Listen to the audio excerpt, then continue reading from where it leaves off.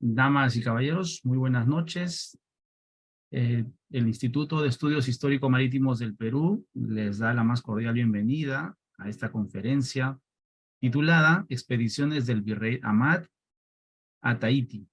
El expositor es el capitán de fragata y doctor Jorge Ortiz Sotelo, a quien agradecemos de mano el haber considerado la invitación del instituto y de hacernos un espacio en su agenda. A continuación voy a leer la hoja de vida del comandante Ortiz. Es capitán de fragata en situación de retiro, licenciado en Ciencias Marítimo-Navales y maestro en Estrategia Marítima, bachiller en Historia por la Pontificia Universidad Católica del Perú. Se especializó en Historia Marítima en la Universidad de Londres y se doctoró en Historia Marítima en la Universidad de St. Andrews, Escocia. Es profesor principal de la Universidad Nacional Mayor de San Marcos, docente en la Escuela Superior de Guerra Naval y otros centros académicos nacionales. También ha ejercido la docencia en la Academia Naval de los Estados Unidos y en la Universidad San Francisco de Quito. Es autor de varios libros y artículos sobre historia marítima, política y familiar. Es secretario general de la Asociación de Historia Marítima y Naval Iberoamericana. Miembro también de las Academias de Historia de Chile y Ecuador y de la Academia de Historia Naval y Marítima de Chile. Ha sido director ejecutivo del Plan Binacional de Desarrollo Fronterizo Perú-Ecuador y jefe institucional del Archivo General de la Nación. Dejo con ustedes al señor contraalmirante Cristóbal Miletich, presidente del Instituto de Estudios Histórico-Marítimos, para unas palabras de bienvenida y la presentación de un video institucional. Bueno, buenas noches.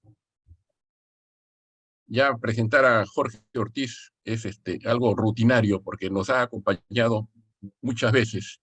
Tenemos el alto honor de contarlo como colaborador nuestro y él siempre está dispuesto a enseñarnos un poco de su sapiencia, a transmitirnos un poco de los conocimientos que son tan importantes para todos nosotros si queremos realmente hacer un Perú grande. El día de hoy vamos a tocar un tema que al menos para mí era desconocido, y seguramente para la mayoría de los aquí presentes, el afán que tenía uno de nuestros virreyes de llegar a la Polinesia.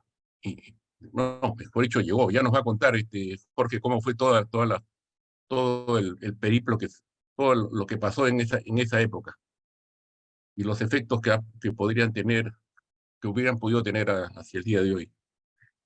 Uno de los aspectos que el instituto siempre tiene en mente es el hecho de hacer que la conciencia marítima sea más arraigada en todos los peruanos. Sabemos que ese es un concepto un poco difícil y es una tarea permanente, porque muchos de los habitantes del Perú, sobre todo los que están lejos del mar, tienen muy poco conocimiento de, de todo lo que nos da el mar, ¿no? El mar nos da, para comenzar, nos da vida, nos da el clima, tenemos nuestra historia en el mar. La conquista vino por el mar, la independencia vino por el mar. Todas las cosas buenas y malas que han pasado, todas han venido por el mar.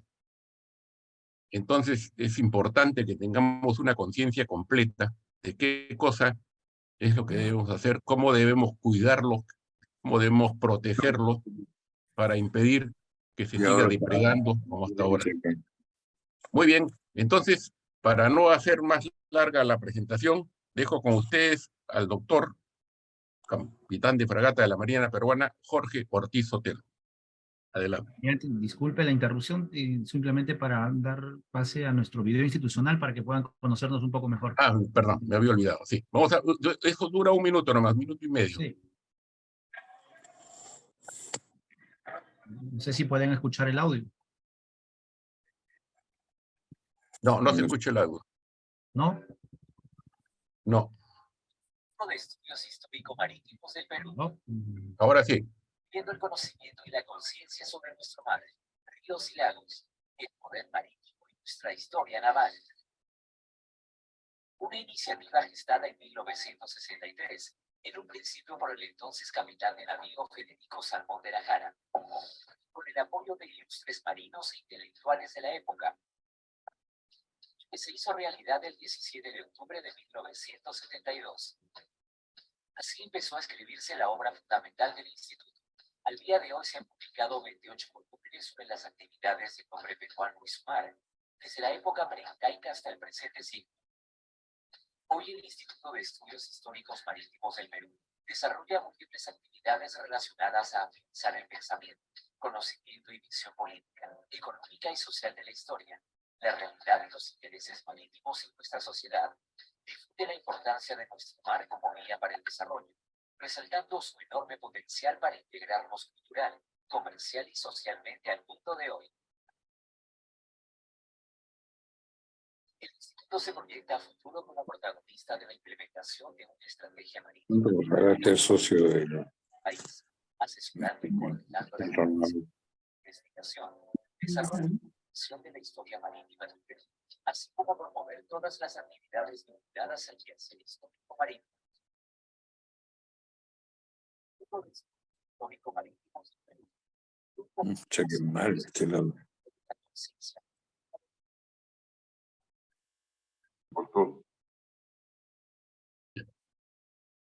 Por favor, apaguen los micrófonos, los que no, para no escuchar ruidos de fondo. Gracias. Bien, cedemos el uso de la palabra al comandante Ortiz para su exposición. Adelante, comandante. Muchas gracias. ¿Podrías dejar de compartir la pantalla para Sí. entrar en materia? Bueno, en primer lugar, muchas gracias por invitarme a tocar sobre este tema, a hablar sobre este tema. Conversaba antes de empezar esta reunión con los que estaban inicialmente, señalando que el buque Escuela Unión, que ha zarpado hace poco, el primer puerto que va a tocar es Tahití. Me imagino que Papeete. Y bueno, eso es un elemento que debemos tomar en consideración. Creo que, como señaló, hay mucha gente que no conoce nuestras relaciones con esta región del mundo, con Polinesia, y son varias. Y eso es un poco lo que quiero tratar de explicar a lo largo de unos 20 o 25 minutos. Como suele suceder, es más práctico mostrar un poco de imágenes para que no se aburran viéndome la cara. Así que acá hay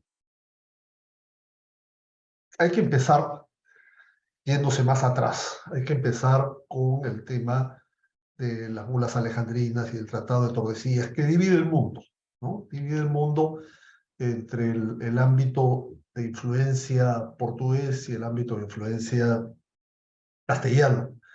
Y claro, esto es muy temprano, va casi inmediatamente después del primer viaje de Colón, y se piensa básicamente en el ámbito atlántico, pero evidentemente al otro lado del planeta también hay una franja que recorre y que recorta y que divide estos ámbitos de influencia en el Pacífico. Y esto abre un enorme espacio que desde el siglo XVI comienza a ser explorado por expediciones que salen tanto del Callao como de Acapulco.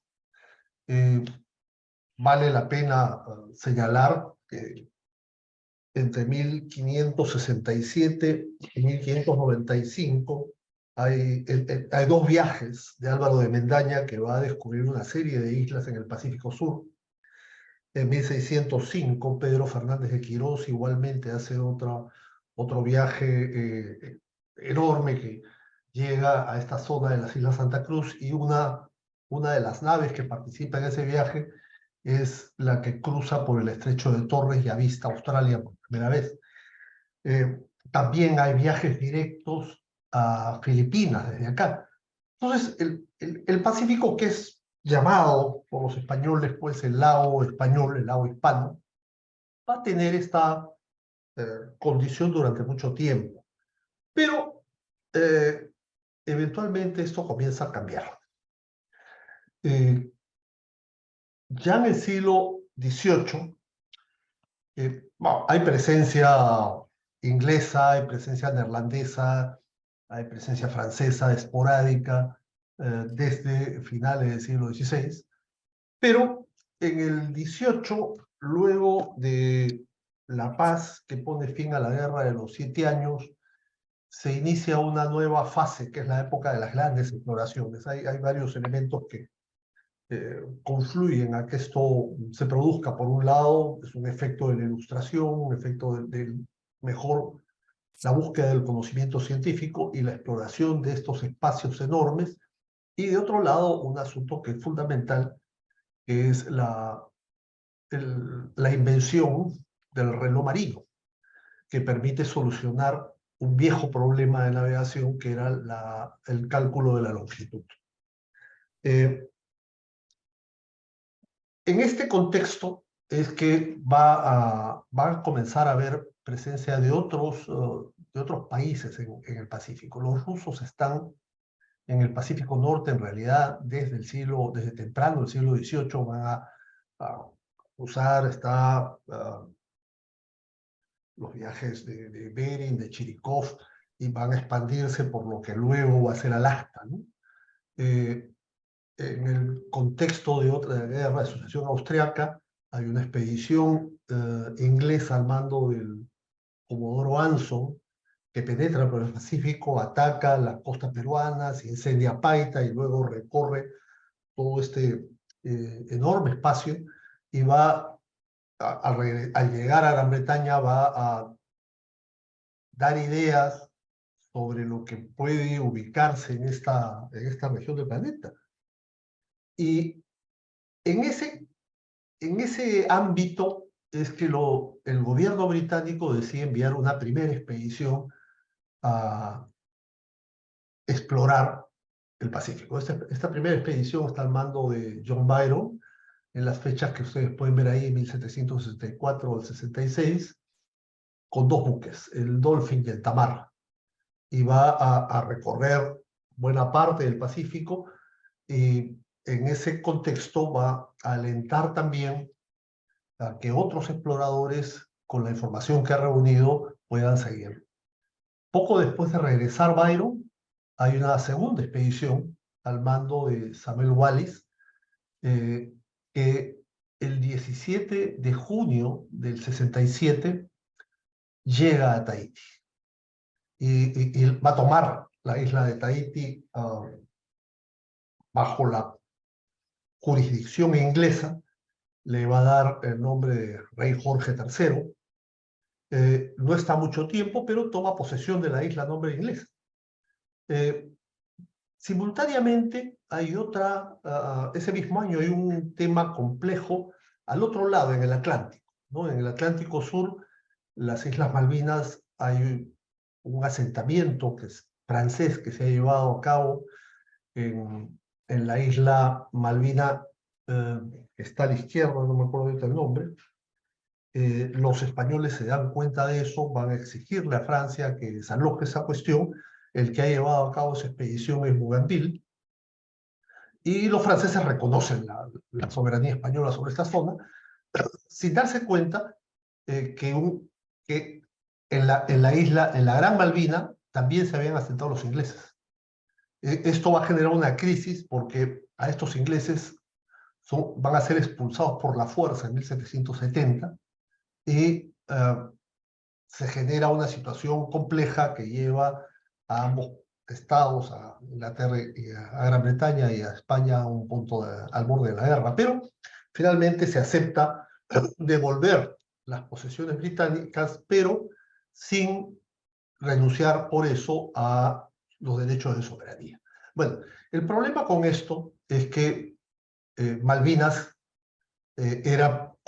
podía ser considerada una base de apoyo a esfuerzos británicos sobre las posesiones españolas en el Atlántico. Y se temía algo similar en el Pacífico. Y evidentemente estas expediciones no son conocidas de inmediato, pero hay un momento en que el mismo Bougainville, que ha estado a cargo de este asentamiento en Malvinas, es autorizado por el rey de Francia para iniciar una exploración más grande y dar la vuelta al mundo. Y en ese contexto, el 2 de abril del 68, también llega a Tahití y toma posesión de Tahití y la llama Nueva Citera. Entonces, tenemos estos dos elementos, termina de dar la vuelta Bougainville, y si ustedes se dan cuenta, tanto los viajes previos, los británicos, como Bougainville tocan en el Cabo de la Esperanza. Para redondear el asunto, el capitán James Cook va a llevar a cabo 3 grandes viajes. Muere en el último, en Hawái, es asesinado. En las fechas que estoy indicando acá, 68 al 71, 72 al 75, 76 al 79. En el primer viaje va a permanecer 3 meses en Tahití, porque está ahí para observar el tránsito de Venus y va a volver a tocar en la isla 3 veces más en los viajes siguientes. ¿Por qué Tahití? ¿Por qué Tahití se vuelve interesante? El primero que toca en Tahití permanece ahí 3 semanas y lo que encuentran es una isla paradisíaca. Entonces y se refieren y al regresar relatan esto tanto en los puertos de tránsito como en Inglaterra. Entonces Tahití adquiere una connotación atractiva para los siguientes viajes exploratorios. Pero mientras estas cosas ocurrían,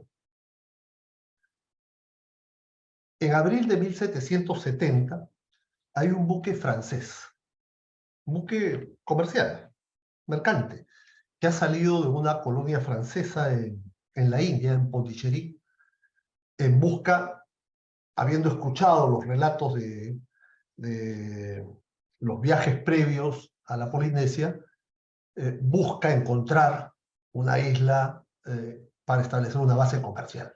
No la encuentra.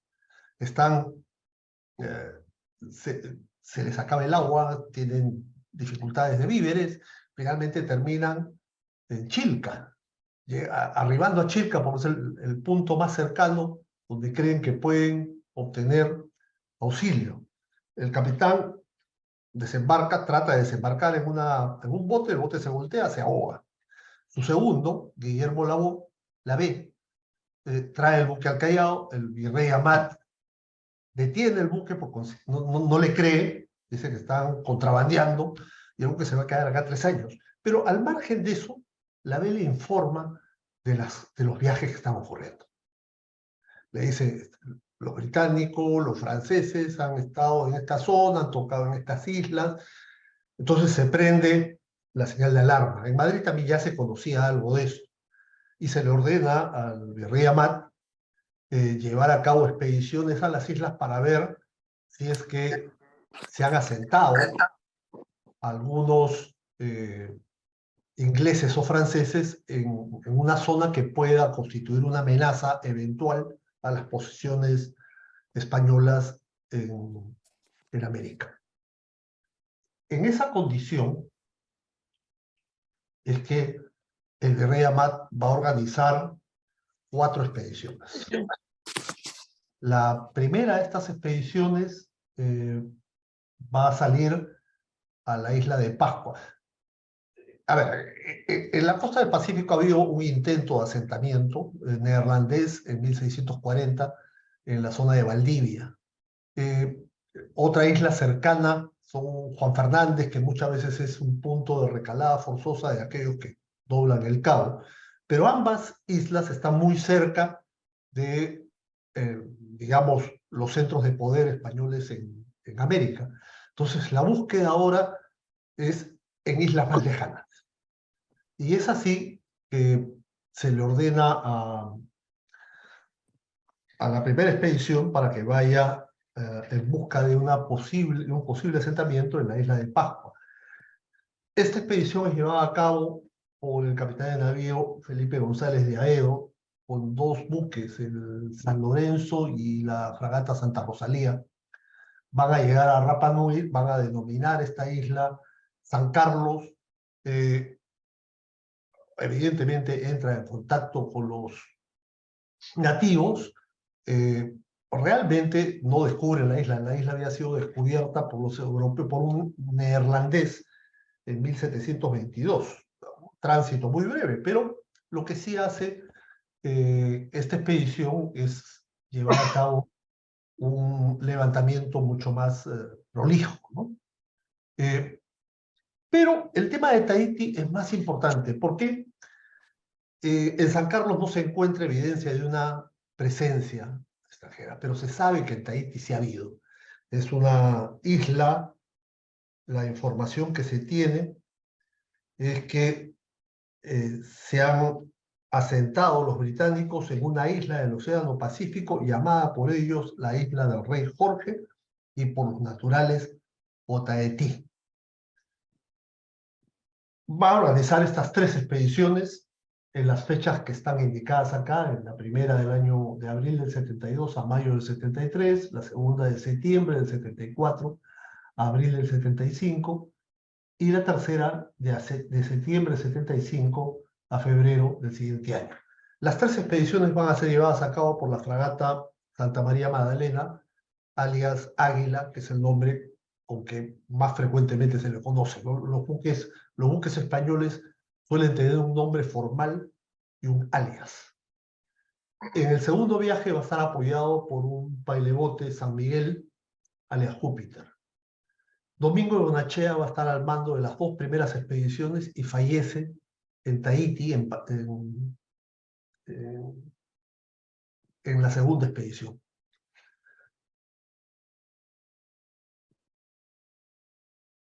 Para la expedición, por supuesto, hay preparativos, se le dan a los expedicionarios una serie de elementos para que puedan entregarle a los nativos, ganarse la voluntad de ellos. La intención última es establecer una colonia en Tahití. Hay un problema de idiomas, evidentemente, pero en el primer viaje a la isla de Pascua han participado algunos personajes, entre ellos Manuel Quimper, que después termina explorando Hawái, y un soldado de marina limeño que se llama Máximo Rodríguez. Y Máximo Rodríguez va a ser un personaje importantísimo en todo este proceso. Porque primero tiene facilidades y comienza a aprender la lengua polinesia. Entonces lo envían en este segundo viaje, envían también a un par de sacerdotes. La idea es tratar de convertir a los tahitianos. Están explorando, este es el croquis, el plano de la primera expedición. Va a reconocer una serie de islas en esta zona, y de acá, en Tahití, encuentra evidencias de presencia europea. Ahí lo que van a encontrar son, si lo encuentro yo, una vieja hacha inglesa, un pedazo de navaja francesa y un trozo de jerga. Entablan buenas relaciones con los nativos. En el mundo polinesio, los jefes nativos se les llaman erí. Entonces hay 2 erí principales en la isla y hay varios erís más. Uno de los erís importantes es un erí que se llama Tú, que después va a ser el unificador de las islas tahitianas. Y además de eso, logran convencer a 4 nativos para que se embarquen y vengan al Callao. los nativos, como ya están acostumbrados a la presencia de buques europeos, rápidamente entran en contacto con la fragata esta que hemos mencionado, con mucha confianza. Hay uno de los sacerdotes que participen en esto, los franciscanos, ¿no? Escribe en su diario, ¿no? Que ¿está?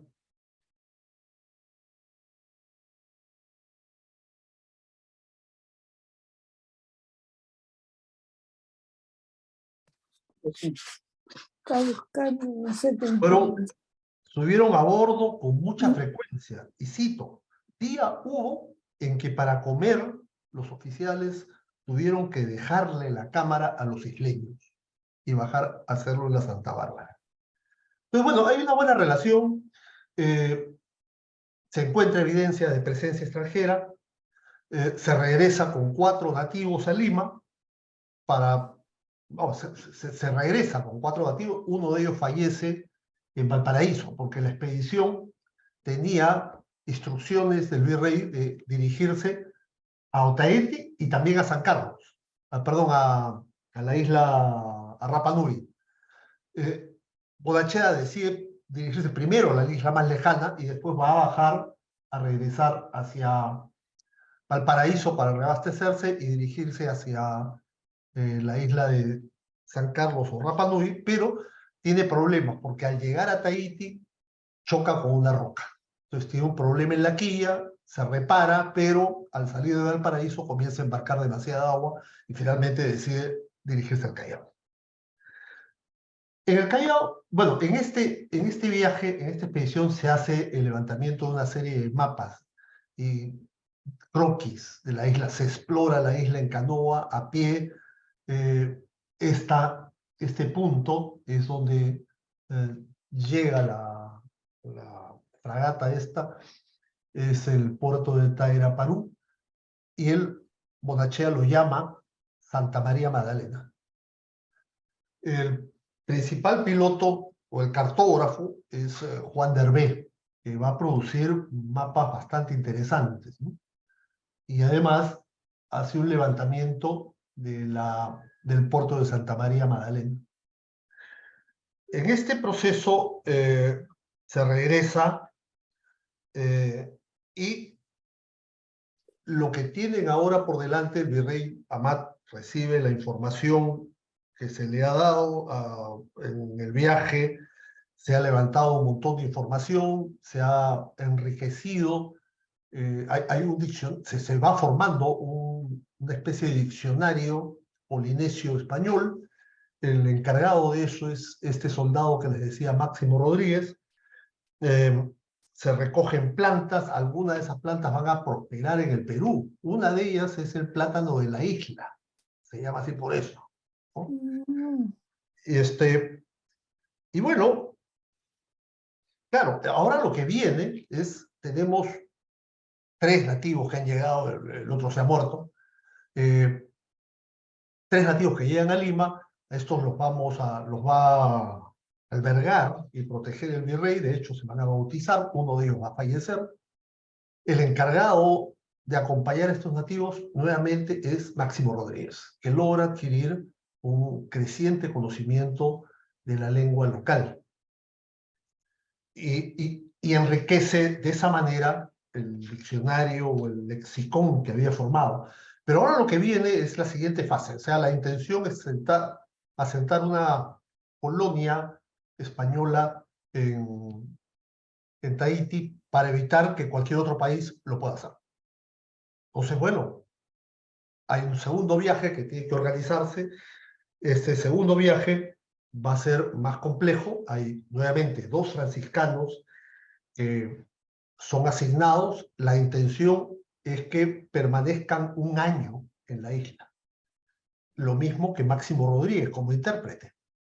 Y para eso se hace una serie de preparativos. Se construye una casa desarmable, una casa desarmada, para que sea la base de la misión.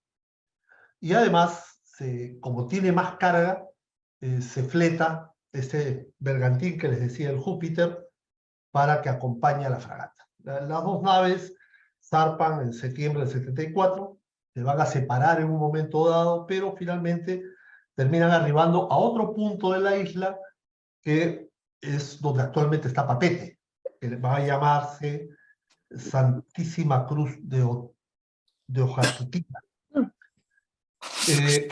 En este proceso, esto es parte de lo que se indica los gastos que se hacen para la expedición del segundo viaje.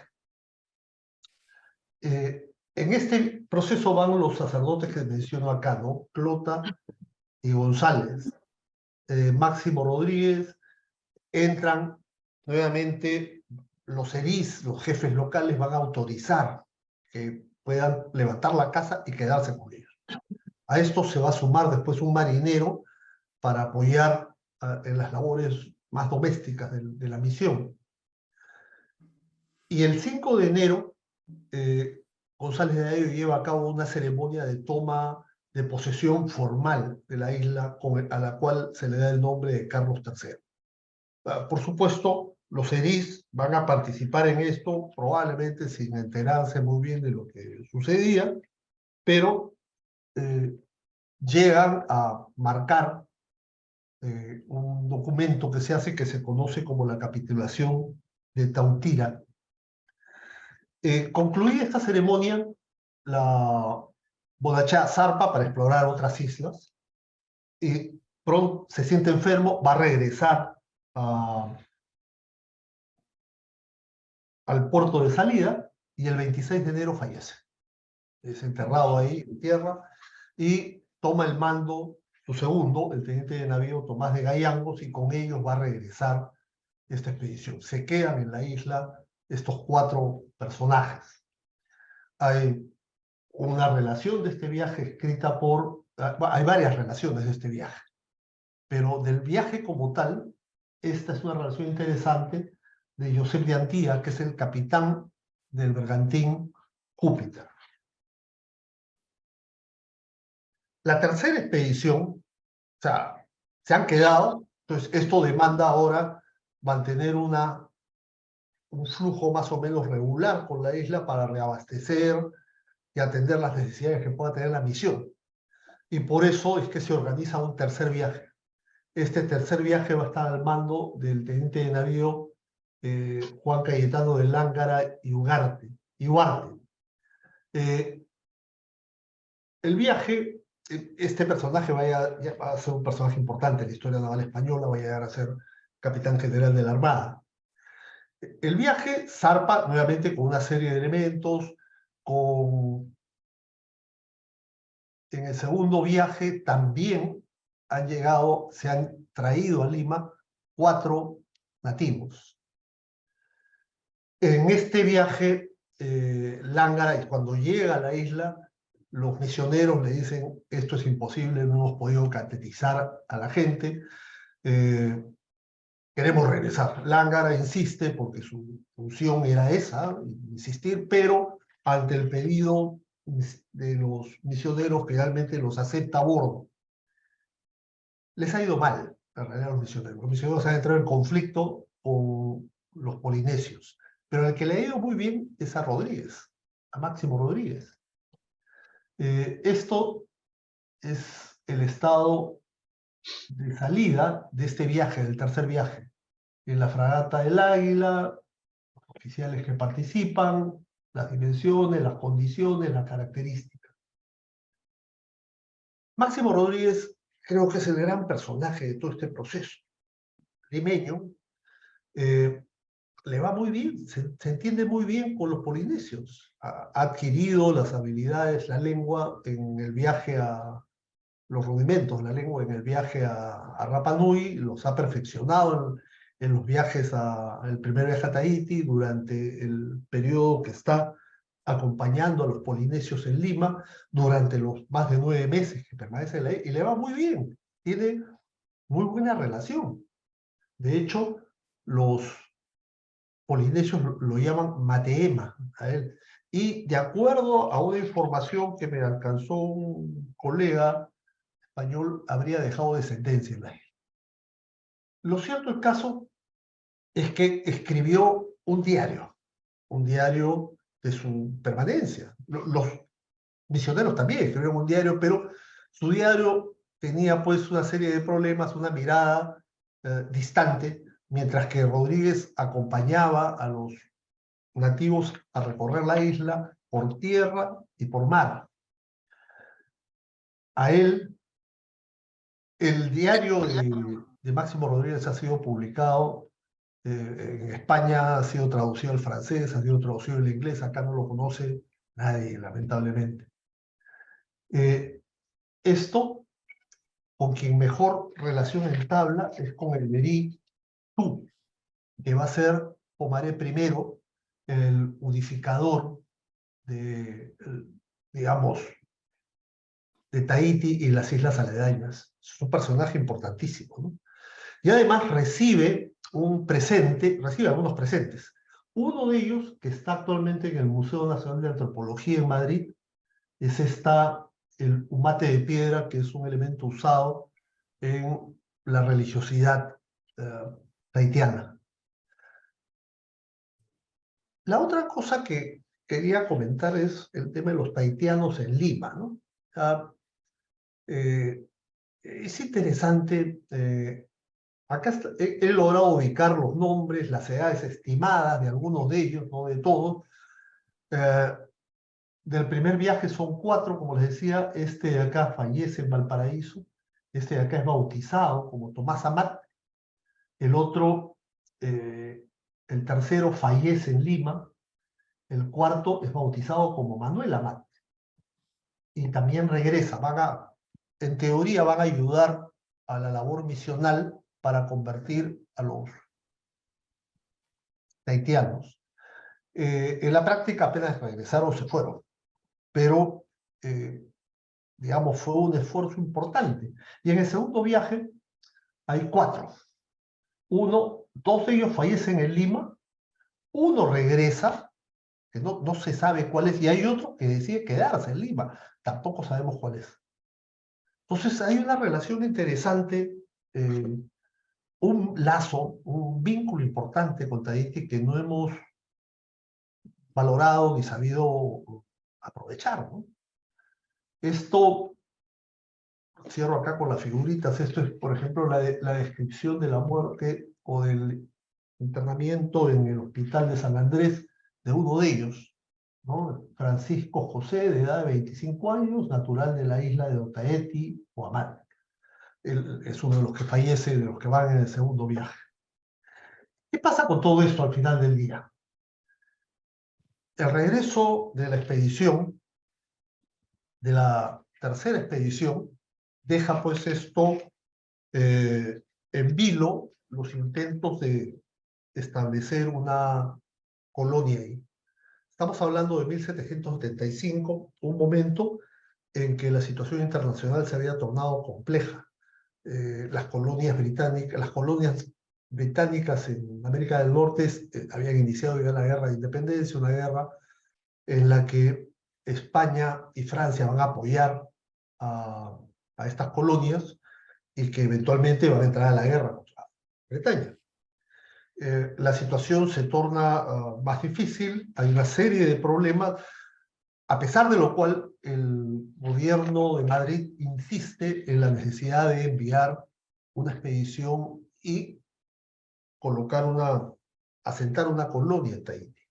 Esto no se llega a producir, hay una serie de esfuerzos, diversas órdenes que reciben tanto el virrey Jáuregui como el virrey Croá.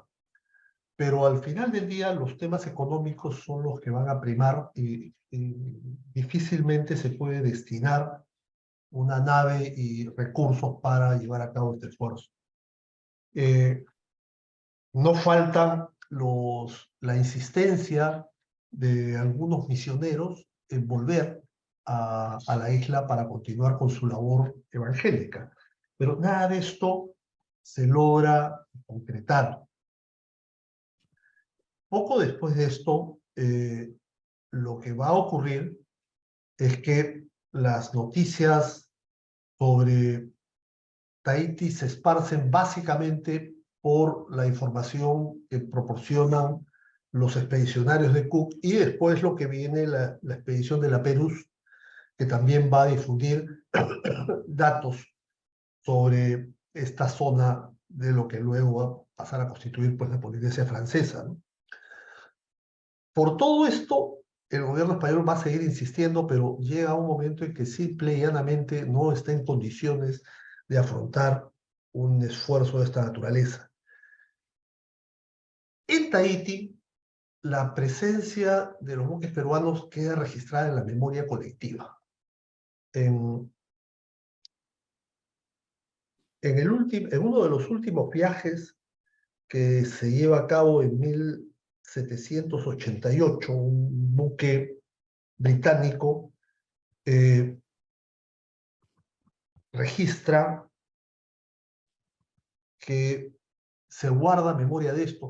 Cook logra conocer a 2 de los tahitianos que han estado en Lima. Se guarda memoria de esto. Y se refieren a la gente de Lima como Tata Reema y señalan un particular afecto a Rodríguez.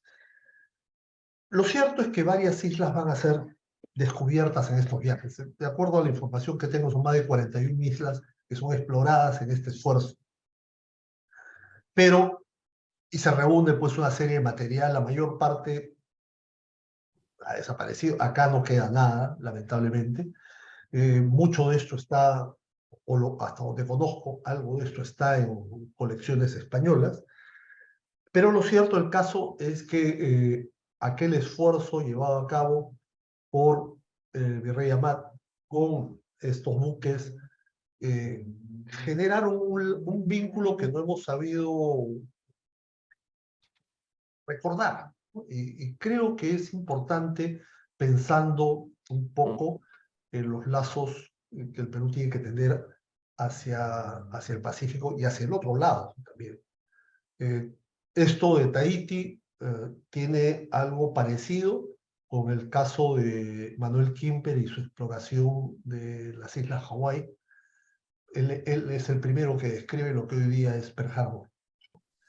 Y también entra en contacto con Kamehameha, que va a ser el rey que unifica a las islas Hawái. Por supuesto, podemos irnos más atrás a las expediciones de Mendaña y a las expediciones de Quirós.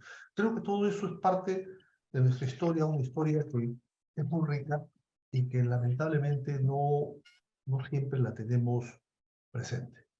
Y con esto quedo a su disposición si es que hay preguntas.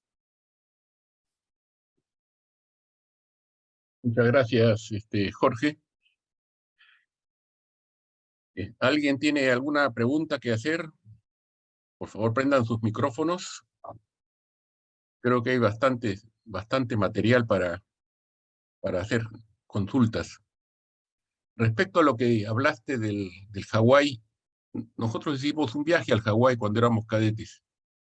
Y actualmente existe pues un monumento en Honolulu para el rey Kamehameha. Allá lo llaman Kamehameha. Sí.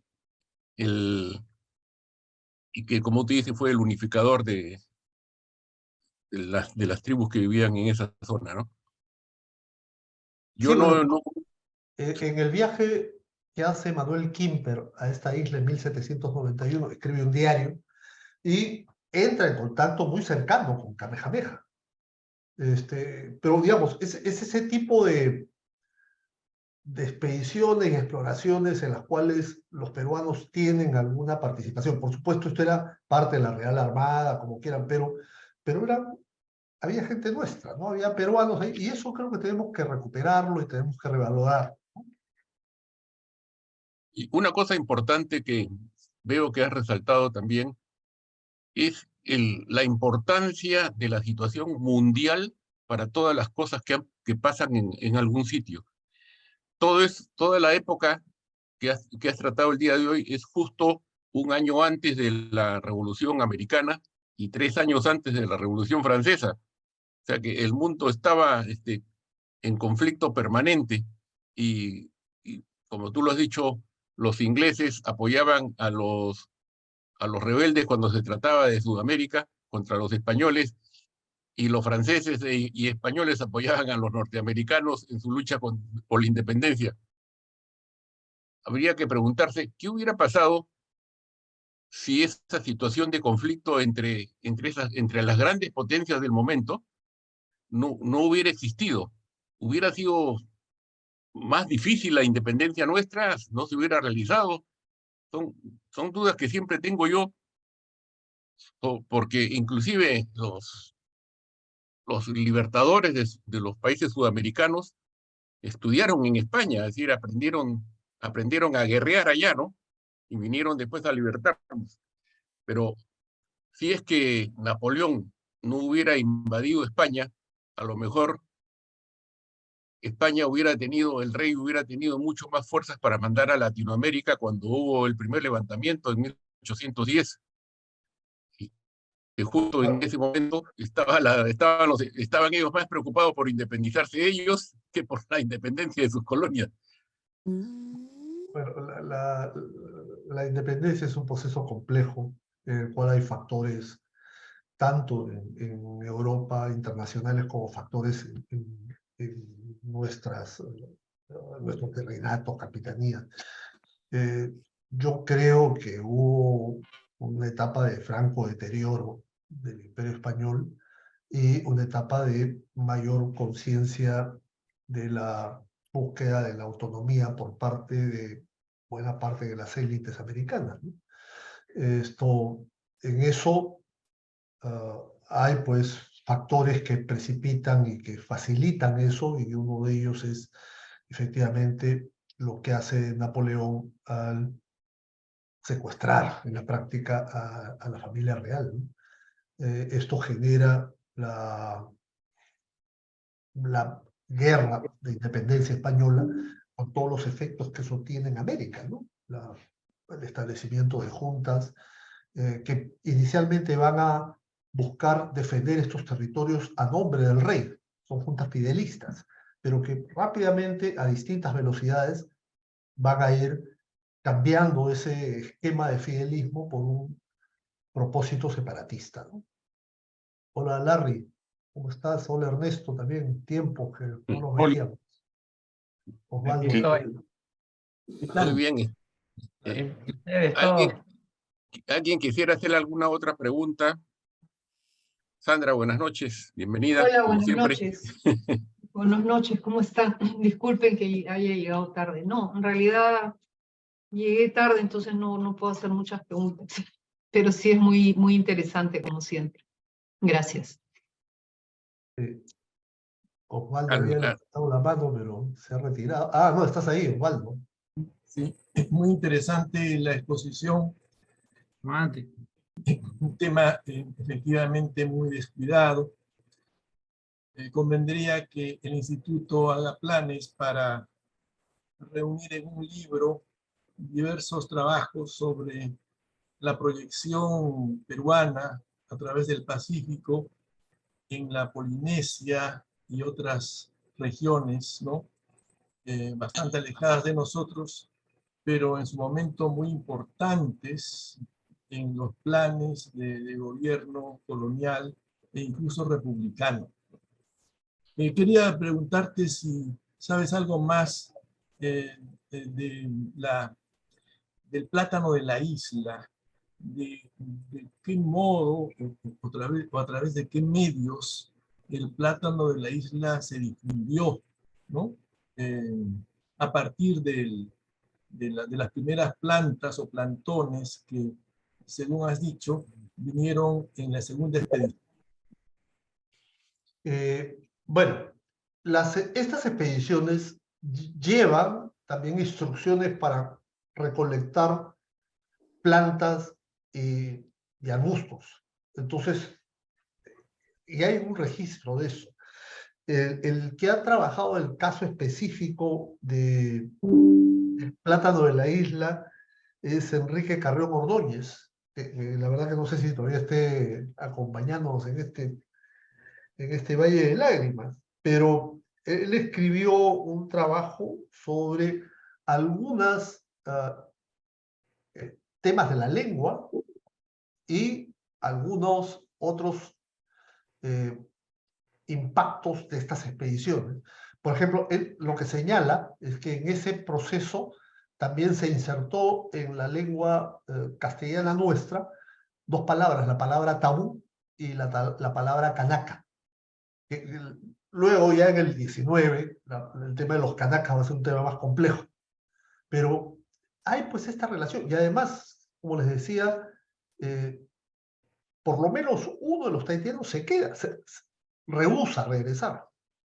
Entonces, es posible que haya otros, alguna otra influencia. Ya no he entrado al detalle, que eso es más un tema de biólogos o de especialistas en botánica, ¿no? Pero en todos estos procesos hay pues interacción, de ida y vuelta. Claro. Muy interesante, muchas gracias. De la, Yo tenía una duda, Jorge.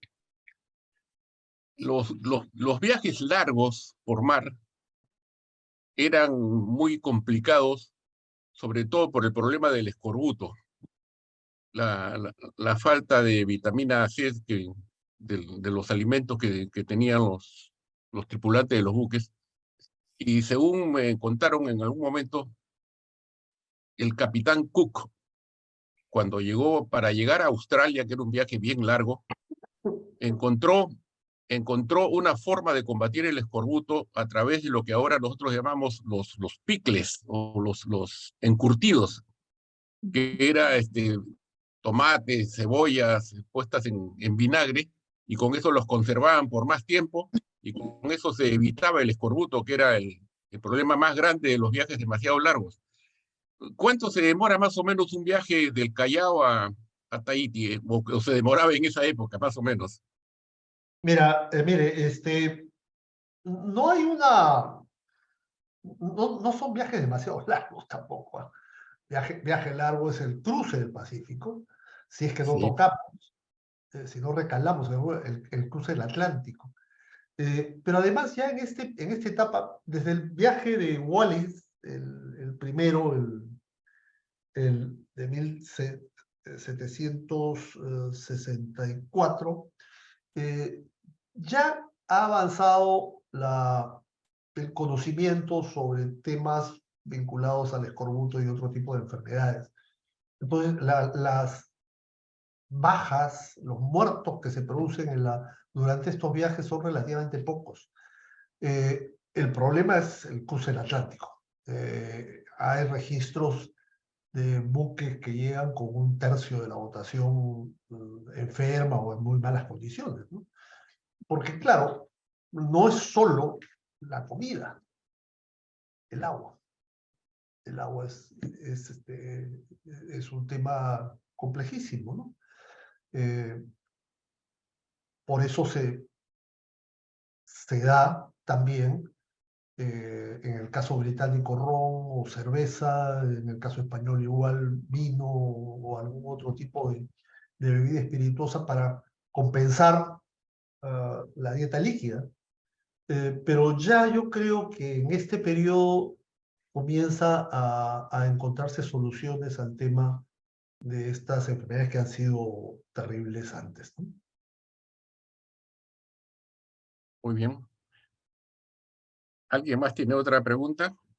Yo, señor, si me permite. Adelante. Bueno, a propósito del tema que el comandante Ortiz publicó hace poco, este tema en el Comercio, y me llamó la atención el título, que expresa el virrey del Perú, Tahití, y una expedición que solo trajo dolor a inocentes en el siglo XVIII. Y en esa parte quería consultarle si se estaba refiriendo pues, a los fallecimientos tanto de nativos en específico o a otro episodio que quizás no me ha quedado claro. Y por otro lado, el tema del libro, que también me ha interesado, ¿no? El libro de este señor Rodríguez, que pues merecería, creo yo, si es que ya no está, Vamos a verificarlo en nuestra biblioteca. Bueno, a ver, yo creo que, ya no me acuerdo lo que escribí exactamente, pero lo que creo que mencioné es, hay dos eventos de muerte, ¿no? Uno de Bonachea, ¿no? Del Claro. comandante de la Santa María Magdalena, que muere en Papete, la tumba ha desaparecido, y otro son los polinesios que mueren, uno en Valparaíso y 3 mueren en Lima. Entonces, sí, pues hay un tema ahí referido a eso, que de alguna manera creo que no debemos olvidarlo. Lo que decía al inicio, ahora que el Unión está yendo a Papete, debería haber un pequeño homenaje a la memoria de la expedición, pues son 250 años de eso, del regreso de la primera expedición, y sobre todo un homenaje a Máximo Rodríguez, que es un limeño, soldado de Marina. Entonces, creo que esas cosas son relevantes, importan en la relación entre los países, ¿no?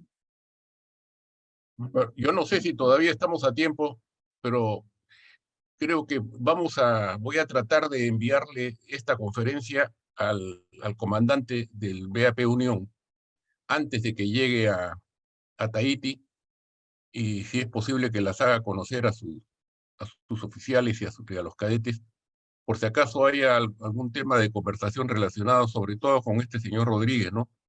Que fue tan importante. Ojalá podamos hacer eso. Me parece interesante lo que acabas de decir. Ojalá, y la verdad que no tengo en la mente ahorita los otros lugares por donde va a pasar el buque, pero hay que encontrar cosas, ¿no? O sea, Así es. hay lazos que tenemos que, y sobre todo en el tema de la Polinesia. Miren, el siglo XIX marca al Perú en forma negativa por el tráfico de canacas, ¿no? Es un tema muy breve, dura menos de 2 años, ¿no? Pero, ok, eso existió. La mayor parte de los buques que participaron en eso no fueron peruanos, pero la idea es que venían al Perú. Entonces, en la isla de Pascua, el Perú es un nombre medio maldito, ¿no? Yo creo que hay que encontrar la parte positiva de las relaciones y creo que hay que hacerlas valer. O sea, nada va a cambiar en el mundo porque digamos que Máximo Rodríguez, pero sí, yo creo que es un elemento más que suma y no que resta, ¿no? Perfecto. Muy bien. Bueno, vista que ya no hay más preguntas, solo me queda agradecerte una vez más, Jorge. ¿Alguien quería hablar? Sí, sí. Buenas noches. 2 preguntas en realidad. ¿Cuál es su nombre, por favor? Alcides Álvarez, arqueólogo. Ya, adelante. Se registró por ese siglo XVIII, hasta donde recuerdo, aquella narración sobre la llegada de un rey Tupa a las islas de Oceanía, que José Antonio del Busto ha estudiado. En el caso de la fuente escrita que menciona el expositor, ¿también hay alguna mención a una expedición que haya venido desde costas sudamericanas? Esa es una primera pregunta. Y la segunda, la palabra canaca ya aparece en el diccionario de peruanismos de Juan de Arona, fines del siglo XIX. ¿Se menciona esa palabra en la fuente escrita del siglo XVIII de los peruanos que fueron a Tahití? Gracias. A ver, el tema de la palabra canaca y la palabra tabú es un aporte que he tomado de Enrique Carrión. Enrique Carrión es un importante lingüista peruano, ¿no? Entonces, yo creo que hay alguna autoridad en lo que él dice. No me he metido a investigar las raíces cuando aparece. Evidentemente, si lo recoge Juan de Arona es que ya existía. Pero sí, hay pues estos viajes, hay esta presencia, la dotación de estos buques está en torno a los 200 hombres, hay 3 viajes, hay gente que entra en contacto y que evidentemente coge algunas cosas, ¿no? En el diario de Máximo Rodríguez no hay referencia a la expedición, a la supuesta expedición de Tupa. Esta expedición está recogida por 2 cronistas, ¿no? Sarmiento de Gamboa y por, ¿cómo se llama el otro? No me acuerdo en este momento. Pero son 2 cronistas que hablan de eso.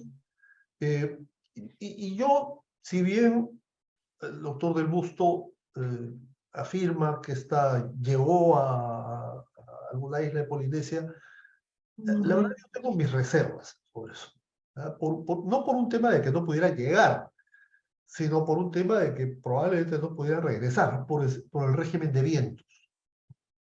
Entonces, yo siento que eso puede ser un tema que, claro, ¿no?, llena de orgullo y todo eso, pero hay que mirarlo con un poco de reserva.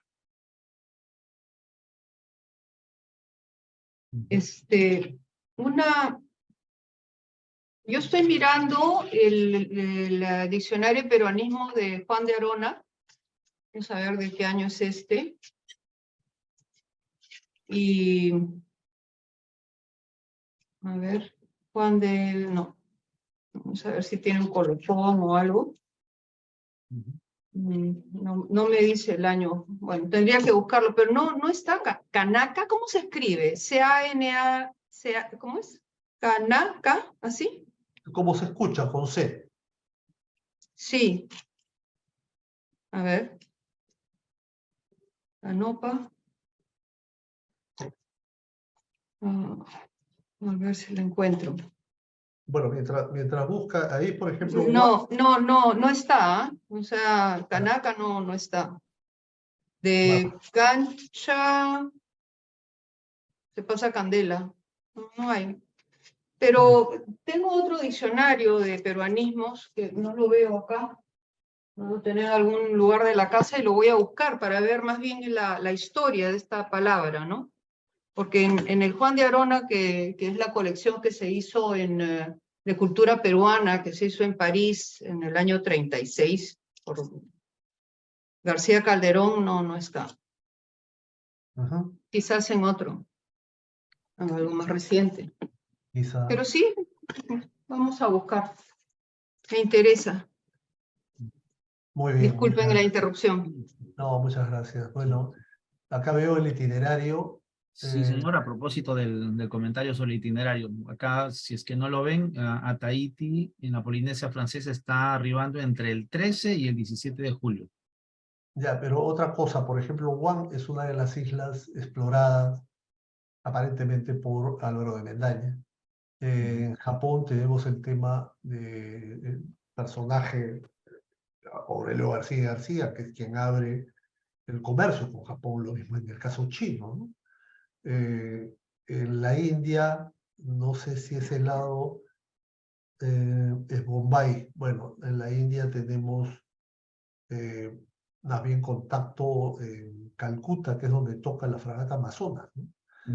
Yo creo que hay que buscar cositas de ese tipo y ayudar a este tipo de esfuerzos, porque sí, los lazos en muchos casos son muy antiguos.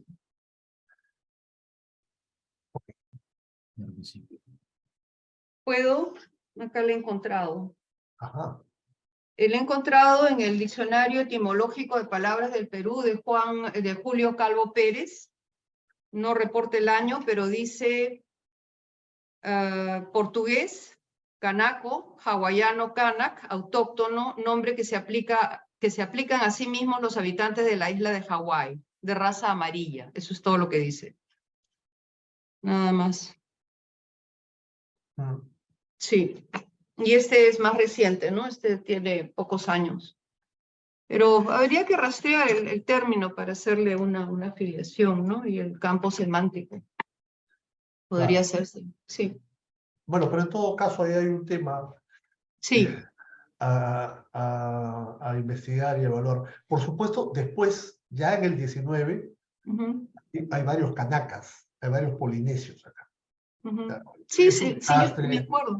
Nosotros causamos una debacle demográfica en un montón de islas, ¿eh? Pero también se quedaron varios, ¿no? Y no solo eso, desde finales del siglo XVIII hay un montón de polinesios que Ujú. vienen de los balleneros británicos y norteamericanos.